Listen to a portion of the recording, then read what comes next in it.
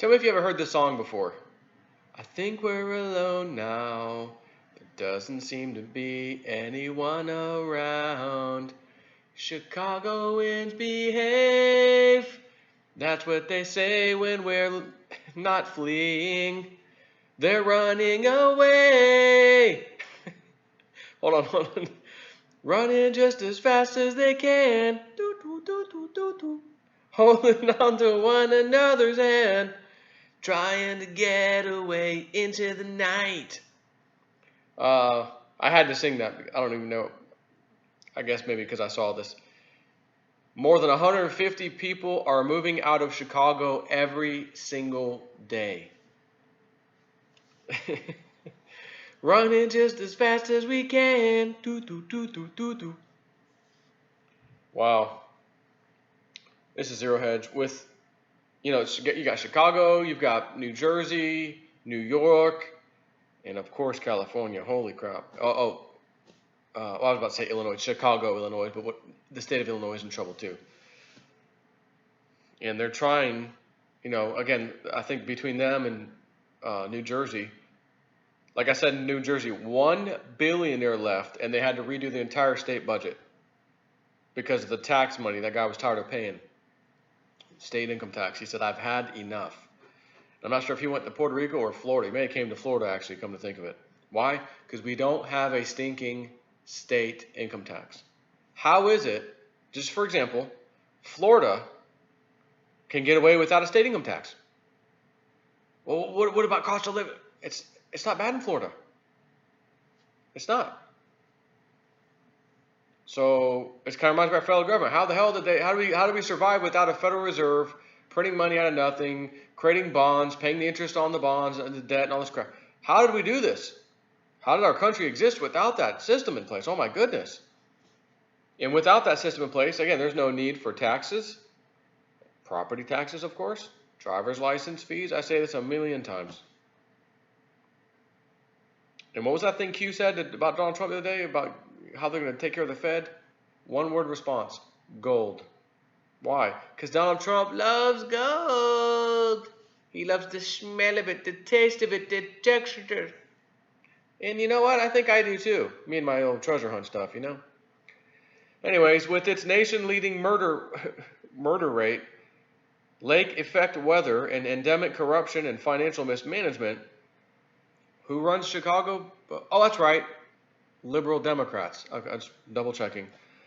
Who really wants to live in Chicago? Well, the data is in, and as Mayor Rahm Emanuel prepares to hand over power to a new administration next year, his legacy, already marred by the above-mentioned scourges, has accrued another ignominious distinction.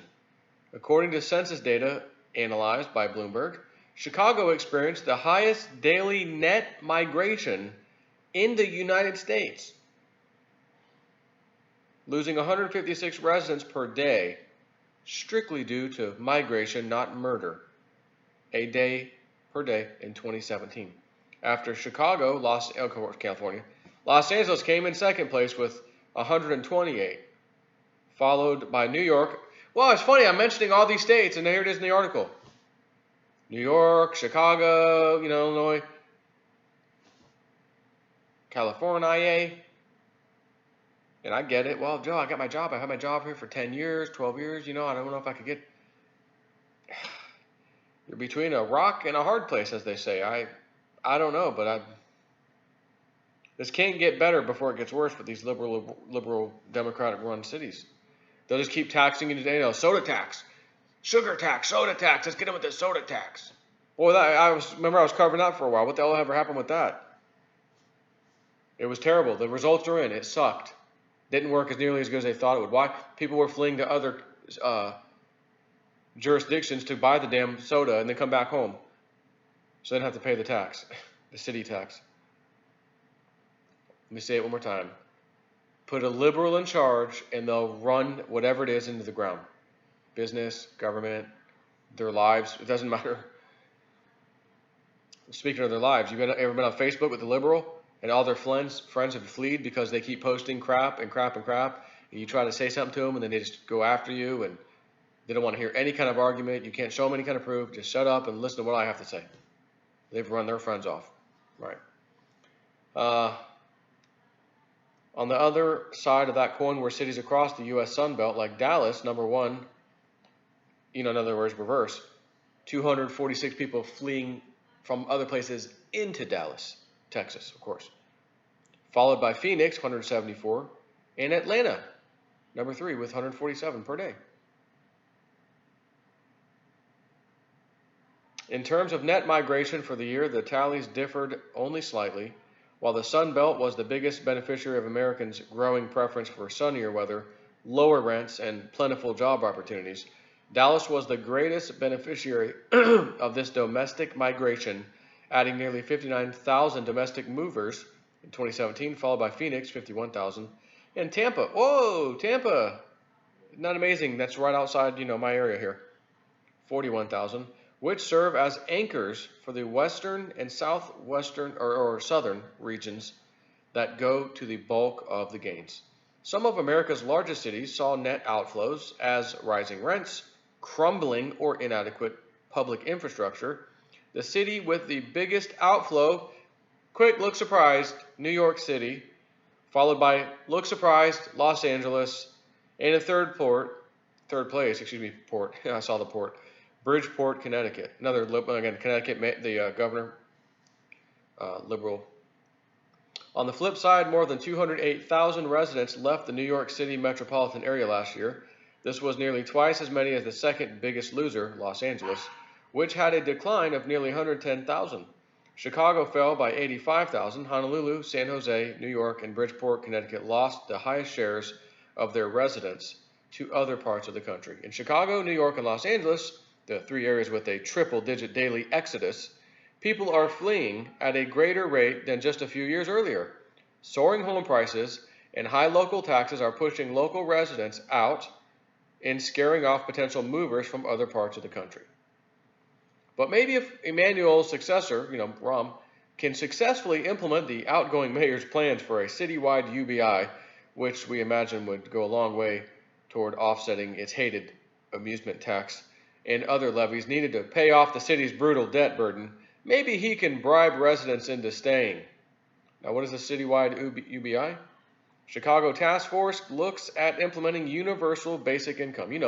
That UBI. Let's just give, how the hell is it going to get paid for? If you're already in debt, you got all these incredible debts they have to pay. As he said, Rahm Emanuel's leaving. Hey, my job here is done.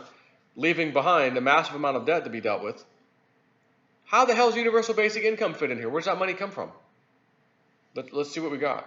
This is earlier about this, and he links back to an older article. I've probably read this already, but it's from September 12th, this year, 2018. Embattled Chicago Mayor Rahm Emanuel is forming a task force that will analyze whether the city should establish a so-called universal basic income program as the mayor seeks to salvage his legacy, currently associated with Chicago's horrendous murder rate and broken pension system. Emanuel announced he would not be seeking a third term in next February's elections.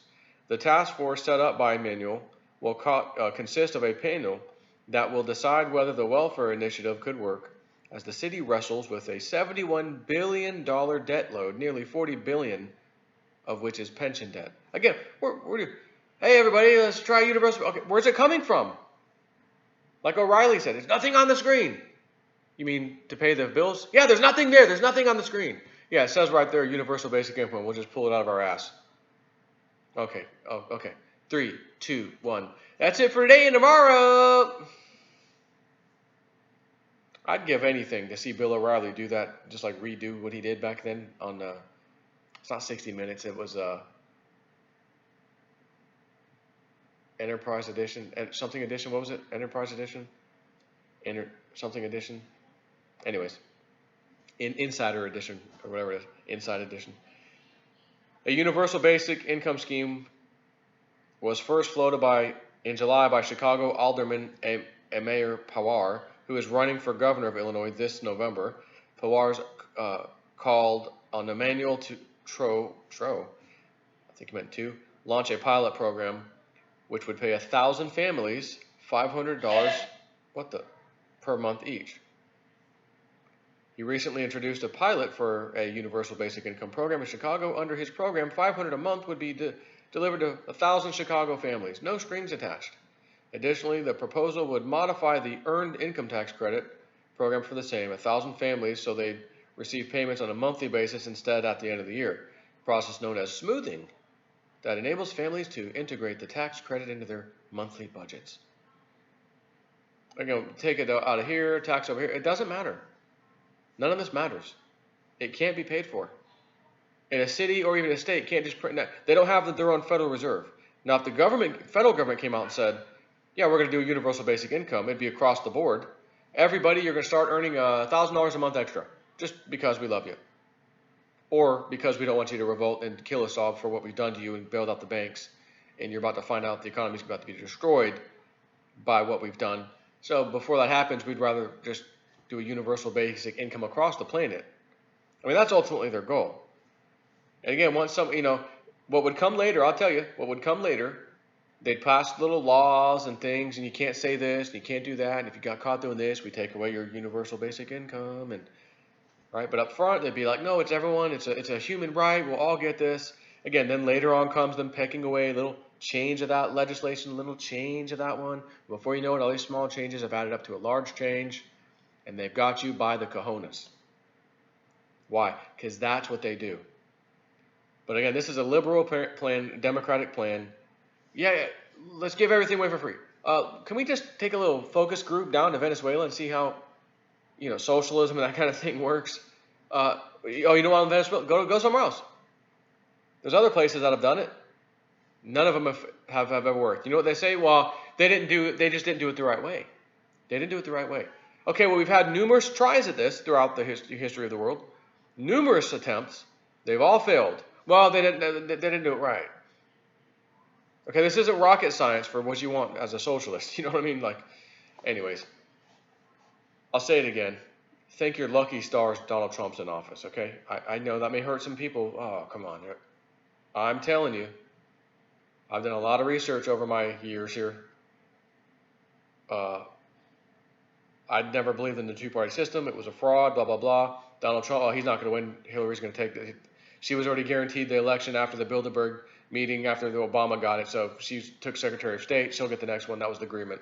She's going to be the next president. Sure enough, Hillary's going against, it doesn't matter who. In this case, Donald Trump. Remember, they tried to steal it from him, take the delegates. Remember that? The delegates from the Republican nomination. He couldn't get it. They tried everything. He still got in there.